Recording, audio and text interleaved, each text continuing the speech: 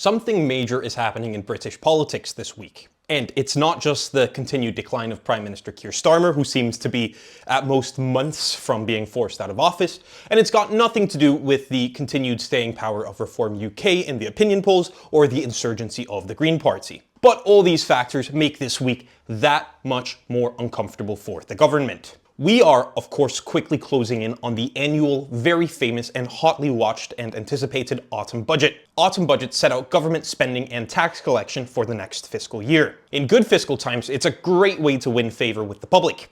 In bad fiscal times, let's just say it's a lot less fun. And this is looking like a year where the budget will be particularly not fun for the public, and therefore also particularly not fun for the government. Chancellor of the Exchequer, Rachel Reeves, has very much painted herself into a corner fiscally, and now needs to do something unpopular to survive. Or so it would seem. In this video, I'll start by taking you through the UK economy, where it's at, and why so many people seem so gloomy. Then I'll take you through the fiscal limitations, the expenditure, and the fiscal rules. And finally, I'll talk through some of the things Reeves may try to do. And so, without any further ado, let's start where any budget starts, with the economy. To put it frankly, the UK economy kinda sucks a bit these days. Government debt is too high, the growth rate is too low, inflation is on the incline, inequality is high, productivity is almost stagnant, and the cost of borrowing is exorbitant. So let's quickly take all these economic indicators one by one. Government debt in the UK, according to the Office for National Statistics, or ONS,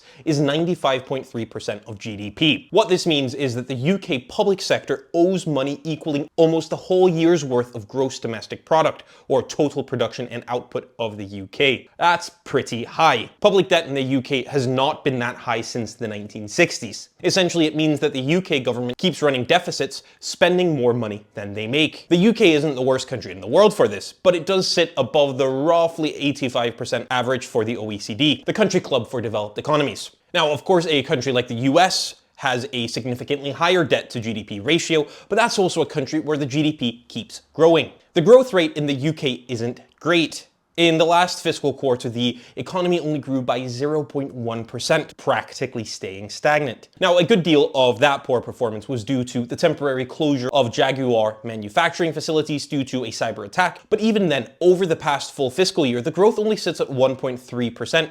Fine for an economically slowed down Europe, but not great when compared with much of the rest of the world. It should be noted that this is somewhere the new government can take a little half-hearted victory jog, because under the last government, economic growth slowed down to the point of technical recession, and now the economy is growing, even if at a very slow rate. But one place where the government can't brag is on inflation, the increase of prices from one year to the next. In the first half of the 2020s, the inflation rate was sky high, well above the 2% target rate that is generally considered desirable. But then the rate was brought down to just around the target right as Labour took over government last year, only to see a rise to now 3.6%, the last recorded figures from October. That's not good, and suggests that some element of the economy is either overheated or, more likely, facing a serious degree of friction. And inflation causes a lot of pain, especially for low-income individuals and families. The next bad metric for the UK economy is productivity, essentially how productive workers are per hour. Now, the productivity level isn't bad in and of itself, but the problem is that it is very stagnant when compared to other developed economies. People are not becoming more productive per hour worked at a very high rate, meaning there's something rotten somewhere in how work is conducted and allocated. And finally, and probably the most significantly serious metric, the cost of borrowing. Now, this is the type of metric that's kind of twofold. There's the cost of borrowing for people and companies, which is very high in the UK compared to similarly developed economies, and which has serious impacts on people's day-to-day lives. And then there's the cost of borrowing for the government, or the gilt yield, which again is very high in the UK government compared to other developed countries. Or this hinders economic growth, and it contributes to the debt and makes running deficits way more expensive. But how did the UK end up in all these predicaments, you ask? Well, there's a bunch of reasons, but I'll take you through just a couple, and we'll turn to the causes. There could, in theory, be 1,000 causes, but I'm going to take you through 4 reasons that economists often turn to. I'll take them in historical order. The first reason revolves around these three men and traces itself back to the government that came to power in 2010, the Tory Lib Dem coalition, under which Chancellor George Osborne introduced austerity, essentially very low government spending. There's of course many a debate that could be had around the role that government should play and all that ideological stuff, but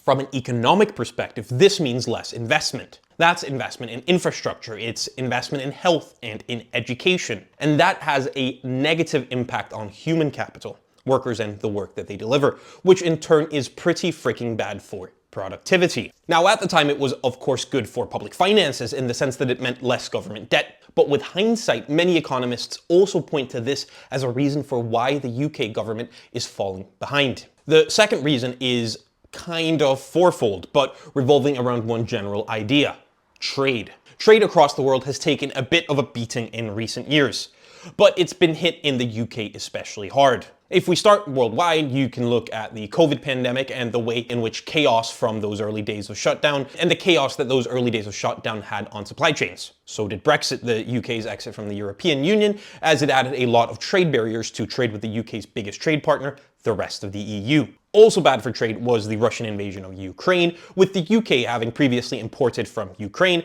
and with the price of oil and gas, which the UK had bought from Russia. And then, of course, there were the tariffs, which were imposed by US President Donald Trump on most of the rest of the world. Now, the UK was actually one of the least hit countries here, but still impacted. Now, COVID, Brexit, and Russia-Ukraine are the types of trade breakdowns that send prices surging, leading to inflation, while the US tariffs are the type of trade breakdown that means less UK exports and a cool down of economic growth. The next big factor is these two hooligans, Liz Truss and Kwasi Kwarteng, the former PM and her Chancellor. In 2022, shortly after entering government, they announced a mini-budget, a change to budget policy outside the normal budget time. In the mini-budget, they proposed cutting taxes quite a bit. Fine, that's not necessarily a bad thing in and of itself, except they proposed cutting taxes without cutting spending at all. At a time when the economy was already overheated, leading to high inflation,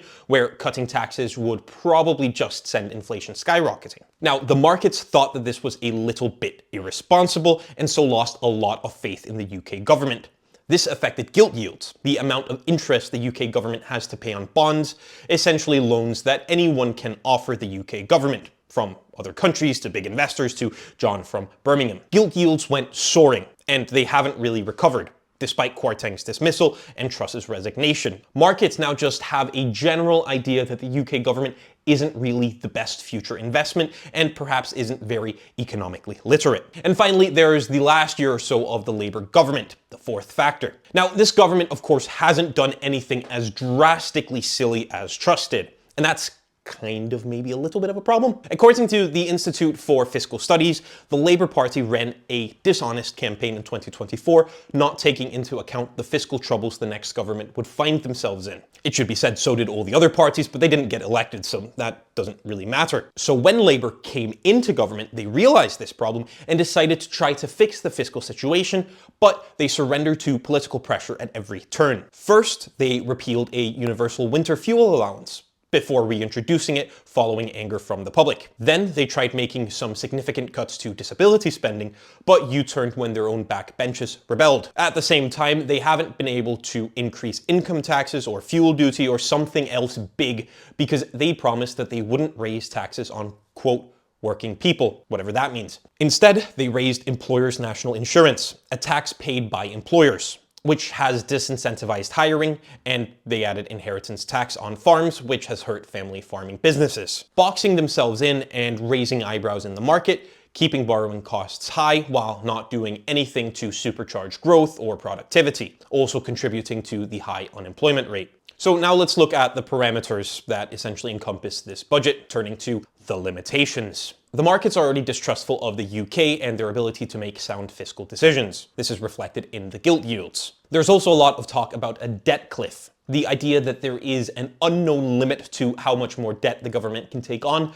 before the markets react really strongly again and gilt yields shoot up to a whole new level. And that's a cliff Reeves doesn't want to risk falling off of. That would probably collapse the government and force a period of supercharged austerity measures, not because anyone would want it, but because lenders would require it. And Reeves has therefore tried to communicate her seriousness. First, by setting a series of fiscal rules, essentially promises to the markets and the public. Setting fiscal rules is common practice for chancellors. Reeves's fiscal rules state that day-to-day spending must be paid for with tax revenue rather than borrowing, and borrowing is only permitted for long-term investment, and debt must be forecast to start falling after 5 years from them taking government. She would subsequently tinker with the way the debt was calculated, giving herself a bit more breathing room by moving around student debt and Bank of England borrowing costs in her spreadsheet. But still, she needs to do something in this coming budget if she wants to adhere to her own fiscal rules. She needs to make up for a shortfall in government spending,